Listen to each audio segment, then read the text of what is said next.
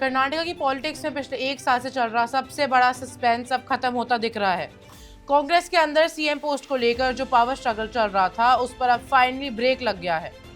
सिद्धरमैया ने इस्तीफा देने का ऐलान कर दिया है और अब कर्नाटक के नए चीफ मिनिस्टर के तौर पर डीके शिव कुमार का नाम सबसे आगे चल रहा है। लेकिन सवाल ये है कि आखिर कांग्रेस के अंदर इतना बड़ा लीडरशिप चेंज क्यों हुआ और इस पूरे पॉलिटिकल ड्रामा में प्रियंका गांधी का क्या रोल था।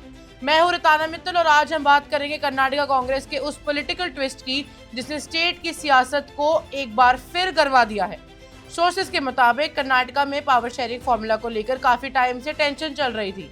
कहा जा रहा था कि इलेक्शन के वक्त एक अंडरस्टैंडिंग हुई थी जिसके हिसाब से सिद्धरमैया पहले 2.5 साल तक सीएम रहेंगे और उसके बाद कुर्सी डीके शिव कुमार को दी जाएगी। लेकिन 2.5 साल के अभी पूरा होने के बाद भी लीडरशिप चेंज नहीं हुई थी।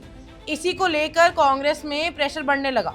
बताया जा रहा था कि डीके शिव कुमार पिछले महीनों से लगातार दिल्ली की दौड़ लगा रहे थे। उन्होंने राहुल गांधी को अपने क्लेम के लिए कन्विंस करने की कोशिश की, लेकिन शुरुआत में उनसे सबसे ज्यादा सपोर्ट नहीं मिला।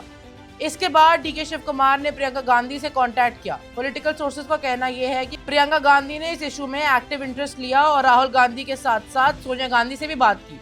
इसी के बाद कर्नाटक में लीडरशिप चेंज को लेकर डिस्कशंस ने स्पीड पकड़ ली।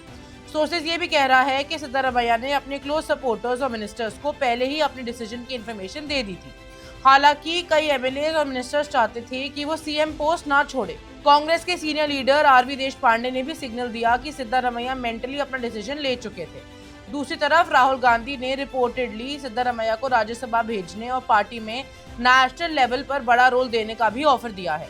लेकिन 77 साल की सिद्धरमैया फिलहाल दिल्ली पॉलिटिक्स में शिफ्ट होने के मूड में नहीं बताए जा रहे। थर्सडे मॉर्निंग बेंगलुरु में हुई ब्रेकफास्ट मीटिंग के दौरान सिद्धरमैया ने अपने रेजिग्नेशन का फैसला सुना दिया।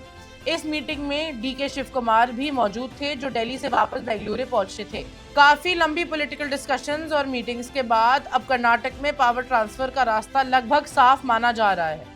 हालांकि अभी तक कांग्रेस की तरफ से ऑफिशियल अनाउंसमेंट नहीं हुई है। कर्नाटक के होम मिनिस्टर जी परमेश्वरा और पीडब्ल्यूडी मिनिस्टर सतीश जारखोली ने भी कहा है कि फाइनल क्लैरिटी ऑफिशियल अनाउंसमेंट के बाद ही मिलेगी। लेकिन फिलहाल कर्नाटक पॉलिटिक्स में सिर्फ एक ही नाम सबसे ज्यादा डिस्कस हो रहा है, डीके शिव कुमार। और देखना होगा कि क्या डीके शिव कुमार की ताजपोशी कांग्रेस के अंदर चल रही फैक्शन पॉलिटिक्स को लेकर खत्म कर पाएगी या फिर कर्नाटक कांग्रेस में पावर स्ट्रगल का एक नया चैप्टर शुरू होने वाला है।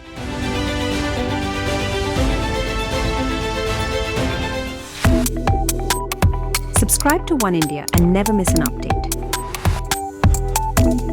Download the One India app now.